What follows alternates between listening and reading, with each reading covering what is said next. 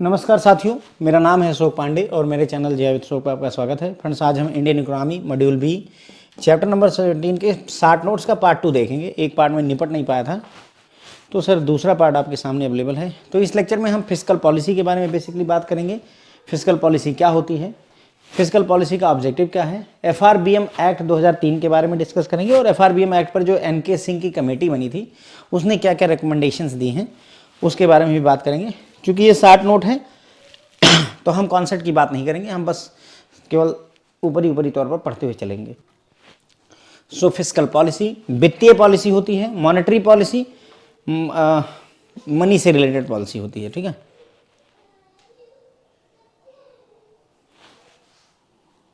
तो अगर हम मॉनेटरी पॉलिसी की बात करें, मॉनेटरी पॉलिसी तो वो RBI द्वारा बनाई जाती है। तो फिस्कल पॉलिसी कौन बनाता है? गवर्नमेंट ऑफ इंडिया द्वारा बनाई जाती है। किसके द्वारा? गवर्नमेंट ऑफ इंडिया द्वारा बनाई जाती है। Fiscal policy is the use of government revenue and expenditure. Government के द्वारा जो रेवेन्यू कमाया जाता है और जो खर्चे किए जाते हैं उसी के बारे में ही डिस्कस करना, उसी को ही फॉर्मुलेट करना फिस्कल पॉलिसी कहलाता है। फिस्कल पॉलिसी कौन बनाता है? मिनिस्ट्री ऑफ फाइनेंस बनाती है। फिशर नाम के व्यक्ति ने डिफाइन किया फिस्कल पॉलिसी को as the government's policy on the level of government purchases, the level of transfer and tax system. तो गवर्नमेंट की पॉलिसी किस चीज़ पर, गवर्नमेंट क्या खरीदने वाली है, क्या परचेजेज रहेंगे, क्या चीज़ें ट्रांसफ़र, कितना फंड कहाँ ट्रांसफ़र होगा और टैक्स सिस्टम क्या रहने वाला, उसी को ही फिस्कल पॉलिसी कहा।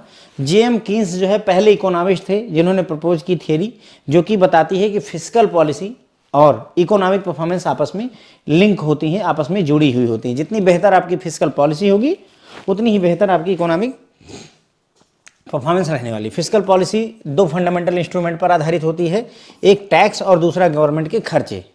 यानी कि फिस्कल पॉलिसी में दो चीज़ें जिनको हम टूल बनाते हैं। जैसे मॉनेटरी पॉलिसी में बहुत टूल थे, CRR, SLR, bank rate, MSF, SDF, बहुत सारे थे।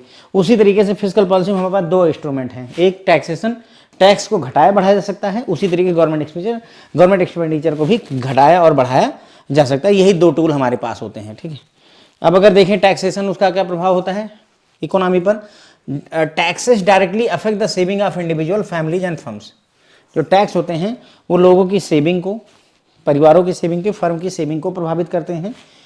ये टैक्स इंपैक्ट करता है गुड्स और सर्विसेज के प्राइसेस को। कोई भी चीज़ महंगी और सस्ती टैक्स के हिसाब से डिसाइड होती है।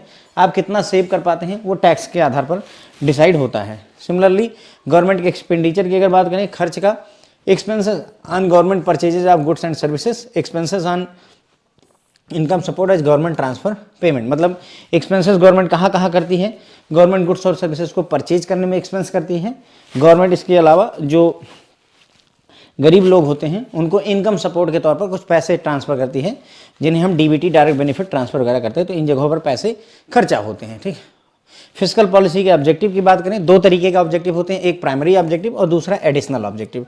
प्राइमरी ऑब्जेक्टिव सर दो हैं, इकोनॉमिक ग्रोथ को प्रमोट करना, प्राइस स्टेबिलिटी को मेंटेन करना। यानी कि प्राइस जो है स्टेबल रहे, ये नहीं कि आज 60 रुपये किलो प्याज बिक रही, कल 200 रुपये और परसों 500 रुपये, ऐसा ना हो। ओके, तो इकोनॉमिक ग्रोथ को प्रमोट करना, प्राइस स्टेबिलिटी को मेंटेन करना इकोनॉमी में, ये है प्राइमरी ऑब्जेक्टिव है। एडिशनल ऑब्जेक्टिव भी कई सारे होते हैं।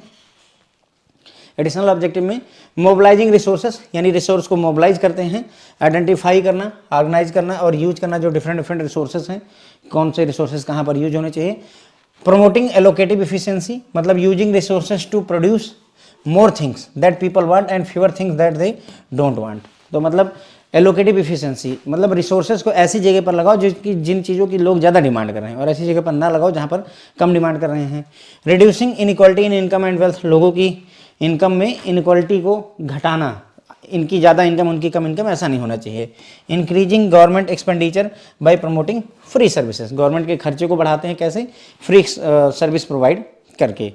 Promoting private sector investment, private sector के इन्वेस्टमेंट को भी बढ़ावा दिया जाता है। ये एडिशनल ऑब्जेक्टिव है। Fiscal policy can affect indigenous private investment and foreign investment positively, यानी अगर अच्छी पॉलिसी रहेगी तो जो प्राइवेट इन्वेस्टमेंट है वो बढ़ेगा। दो तरीके की फिस्कल पॉलिसी होती है सर, एक एक्सपेंशनरी फिस्कल पॉलिसी और एक कॉन्ट्रैक्शनरी। एक्सपेंशन मतलब बढ़ाना, फैलाना, आगे ले जाना। Expensive physical policy it involves increased government spending, government अपने खर्चे बढ़ा देगी, खर्चे बढ़ा देगी, लोगों के पास बहुत सारा पैसा आएगा जिसकी वजह से इकोनॉमी बूम करती है। या इट इन्वॉल्व रिड्यूस टैक्सेस, या गवर्नमेंट अपने टैक्स घटा दे, गवर्नमेंट अगर अपने टैक्स घटा देगी तो भी लोगों के पास ज़्यादा पैसा बचेगा। 100 रुपये आप कमाते हैं, गवर्नमेंट आपसे सिर्फ 1 रुपये ले तो 99 रुपीज़ आपके बचे, इकोनॉमी बढ़ेगी। आप 100 रुपये कमाते हैं, हर 100 रुपये पे गवर्नमेंट आपसे 30 रुपये अगर वसूल लेगी तो आपका 70 रुपये बचेंगे, तो ऑब्वियसली एक्सपेंशन नहीं होगा। ओके, तो it stimulate economic growth and boost aggregate demand, ये क्या करता है, डिमांड को बढ़ावा देता है, इकोनॉमिक ग्रोथ को बढ़ावा देता है। ठीक है, कॉन्ट्रैक्टरी फिस्कल पॉलिसी की होती है कॉन्ट्रैक्ट करना, कम करना। It involve reduced government spending, government अपने खर्चे को कम कर देगी, इकोनॉमी सिकुड़ जाएगी। अगर हम नए प्रोजेक्ट, सरकार नए प्रोजेक्ट ना लेकर के आए, नए पुल ना बनवाए, हर चीज़ कंस्ट्रक्शन ना करवाए तो पैसा कहाँ से आएगा। ठीक है, तो इसलिए it involves increase taxes, tax को बढ़ा देगी सरकार तो भी जो है लोगों के पास पैसे कम बचेंगे। इसका उपयोग किया जाता है इन्फ्लेशन, महंगाई को कंट्रोल करने के लिए, और वित्तीय घाटे को, फिस्कल डेफिसिट को मैनेज करने के लिए इसका उपयोग किया जाता है। ओके, अब आगे बात करेंगे अगले टॉपिक की, जो कि है FRBM act. FRBM act fiscal responsibility and budget management act कहता है। इसे क्या बोलते हैं, fiscal responsibility and budget management act. ये इनैक्ट हुआ था 2003 में, पूछा गया हुआ सवाल है। FRBM एक्ट जो है किस डेट से इफेक्टिव है, 5 जुलाई 2004 से। इसका उद्देश्य क्या है, to address the deteriorating budgetary situation, budget में जो फिस्कल डिफिसिट वगैरह थी उसको कंट्रोल करने के लिए ही FRBM एक्ट को लाया गया था। ऑब्जेक्टिव क्या है, तो इसमें 3-4 ऑब्जेक्टिव हैं। To achieve long term macro economic stability, long term में मैक्रो इकोनॉमिक स्टेबिलिटी हम लाना चाहते हैं। To introduce prudential debt management, debt management का अच्छा सिस्टम लाना। ट्रांसपेरेंट फिस्कल मैनेजमेंट सिस्टम को लाना, जो भी फिस्कल इम्पीडमेंट है, बाधाएं हैं, उनको रिमूव करना। साथ ही साथ में medium term framework for budgetary implementation भी प्रोवाइड करने का यहाँ पर उद्देश्य रखा गया। तो FRBM एक्ट के ये उद्देश्य हैं। यहाँ ऐसे पढ़ने में आपको बहुत ज़्यादा अच्छा नहीं लग रहा होगा क्योंकि हम कोई डिटेल में नहीं जा रहे हैं, कुछ बात अंदर की मैं कर नहीं रहा हूँ।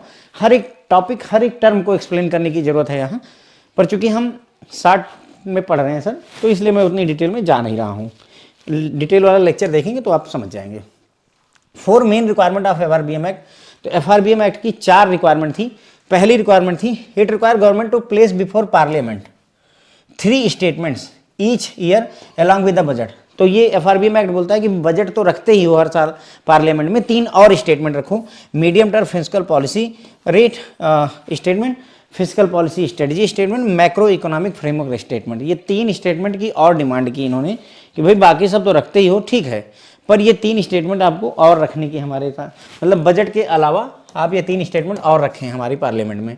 The act makes the incumbent on centre to reduce the fiscal deficit, यानी कि FRBM एक्ट कहता है कि भाई फिस्कल डिफिसिट को घटाने की जिम्मेदारी केंद्र सरकार की होगी। ठीक है, act prohibits the centre burrowing from RBI, act रोकता है कि सेंटर यानी केंद्र सरकार RBI से उधारी ना ले। ठीक है, finance minister is required to keep parliament inform through quarterly review, हर तीसरे महीने क्वार्टरली रिव्यू किया जाएगा FRBM एक्ट के तहत, जिसमें फाइनेंस मिनिस्टर की जिम्मेदारी होगी कि आप बताओ कि क्या प्रोग्रेस चल रही है। ठीक है फ्रेंड, फिर आता है FRBM एक्ट 2003 में। FRBM एक्ट 2003 में अमेंडमेंट्स किए गए, किसकी रिकमेंडेशन पर, 13 फाइनेंस कमीशन की रिकमेंडेशन पर कुछ अमेंडमेंट किए गए। कौन कौन से अमेंडमेंट्स आए, तो उसमें से पहला था in addition to existing 3 document. देखो 3 डॉक्यूमेंट की हमने पहले ही बात की थी, बजट रहेगा प्लस 3 डॉक्यूमेंट रहेगा। उसके अलावा द सेंट्रल गवर्नमेंट शैल ले अनदर डॉक्यूमेंट, इन्होंने एक और डॉक्यूमेंट बात की कि अब आप MTEF भी रखोगे। MTEF क्या है, medium term expenditure framework statement. एक और स्टेटमेंट की बात की कि पार्लियामेंट के दोनों हाउसेस के सामने MTEF भी आप रखोगे। ठीक है, तो 3 स्टेटमेंट देखो, अगर हम आपको दिखाएं यहाँ पर, पहले बोला इन्होंने कि भाई बजट के अलावा, FRBM एक्ट बोलता है बजट तो रखते ही हो, 3 और स्टेटमेंट रखो, medium term fiscal policy statement, fiscal policy strategy statement, macro economic framework statement, 3 statement और रखो। फिर यहाँ पर जब अमेंडमेंट हुआ तो उसने कहा 3 तो वो रख ही रहो, एक और रखो, MTEF भी आपको रखना होगा, जो कि है medium term expenditure framework statement. ये भी पार्लियामेंट के सामने रखने की बात की गई। ठीक है, MTEF declaration will include a 3 year rolling objective of expenditure matrix, मतलब अगले 3 वर्षों में हम कितना खर्चा करने वाले हैं उसका एक डिक्लेरेशन टाइप का MTF में देना होगा। MTF is again medium term expenditure framework, ठीक है। This amendment establish the concept of effective revenue deficit, ERD, मतलब अमेंडमेंट में ERD का कॉन्सेप्ट लाया गया, इफेक्टिव रेवेन्यू डेफिसिट का कॉन्सेप्ट लाया गया। इसके अलावा RBI was required to take appropriate measure to reduce fiscal deficit, यानी वित्तीय घाटे को कम करने की बात की गई, रेवेन्यू डेफिसिट को कम करने की बात की गई, इफेक्टिव रेवेन्यू डेफिसिट यानी ERD को कम करने की बात की गई। और उन्होंने कहा कि ERD को आप 31 मार्च 2025 तक खत्म कर दीजिए, 31 मार्च 2015 तक, 2015 तक ERD यानी इफेक्टिव रेवेन्यू डेफिसिट नहीं रह जाना चाहिए। RBI was required to build up an adequate effective revenue surplus, यानी कि RBI से कहा गया कि कोशिश करो कि हमारे पास जो है रेवेन्यू सरप्लस हो जाए, घाटे में हम ना रहें, सरप्लस हो जाए। RBI has to achieve a revenue deficit of not more than 2% of GDP by March 2015, 31 March 2015, यानी कि रेवेन्यू डेफिसिट हमारा जो है, फिस्कल डेफिसिट तो हम नहीं कम कर सकते हैं। फिस्कल डेफिसिट यानी वित्तीय घाटा क्या होता है, कितना हम एक्सपोर्ट करते हैं माइनस कितना हम इंपोर्ट करते हैं, ठीक है। ज़्यादा हम इंपोर्ट करते हैं, हम इंपोर्ट 500 रुपये का करते हैं तो दूसरे देशों को हम 400 रुपये का बेचते हैं, तो ये जो 100 रुपये की घटत है, ठीक है ना, यानी कि मैं कमाता 500, मैं 400 रुपये कमाता हूँ, कितना कमाता हूँ 400 रुपये, और मेरे घर का खर्चा कितना है 500 रुपये, तो हमेशा मेरा 100 रुपये घाटे में ही चला हुआ है। हमारे देश की यही स्थिति है, इसी को ही बोलते हैं फिस्कल डेफिसिट। क्या बोलते हैं, फिस्कल डेफिसिट बोलते हैं। क्लियर हो जाती है बात, ठीक है। तो वही बोला कि हमें रेवेन्यू डेफिसिट, फिस्कल डेफिसिट अलग होगी, रेवेन्यू मतलब राजस्व, जैसे आप बैंक जमीन वगैरह लिखवाने जाते हैं तो वहाँ रेवेन्यू ड्यूटी भरनी पड़ती है, तो वो सारी चीज़ों में जो हमारा घाटा है वो 2% से ज़्यादा नहीं होना चाहिए GDP का, पूरी GDP का 2% से ज़्यादा नहीं होना चाहिए साल भर में, और ये काम 31 मार्च 2015 तक अचीव करने की बात कही गई। फिर आता है NK सिंह की कमेटी बनाई गई FRBM एक्ट पर, तो उसने कुछ जो है रिकमेंडेशन दी। उन्होंने कहा कि debt should be used as a primary target for fiscal policy, fiscal policy के लिए कर्ज को जो है प्राइमरी टारगेट बनाया जाए कि कर्जे की सहायता से हम फिस्कल पॉलिसी में जो भी इंप्रूवमेंट लाने हैं वो हम लेकर आएंगे। N autonomous fiscal council must be created with a chairperson and 2 member appointed by the centre. उन्होंने ये भी कहा कि एक फिस्कल काउंसिल बनाई जाएगी, उस फिस्कल काउंसिल में एक चेयरपर्सन होगा, हेड, और 2 मेंबर और होंगे, कुल मिला के 3 लोग होंगे, और ये सारे के सारे केंद्र सरकार द्वारा अपॉइंट किए जाएंगे, ठीक है। Government may be allowed to deviate from the specified target upon the advice of fiscal council in few circumstances.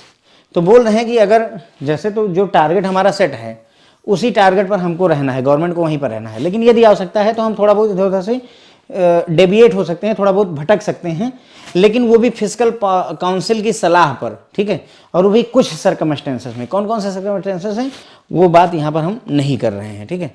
फिर आता है कि 15th finance commission should be asked to recommend the debt trajectory of individual state. इन्होंने यानी कि NK Singh की committee ने कहा कि 15वां जो फाइनेंस कमीशन है उससे ये कहा जाएगा, उससे कहा जाए कि हमको हर एक राज्य की डेट ट्रेजेक्टरी दो तुम, कि कितना कर्जा इन्होंने अब तक लिया और कितना आगे ले सकते हैं, इसकी रिकमेंडेशन दे वो।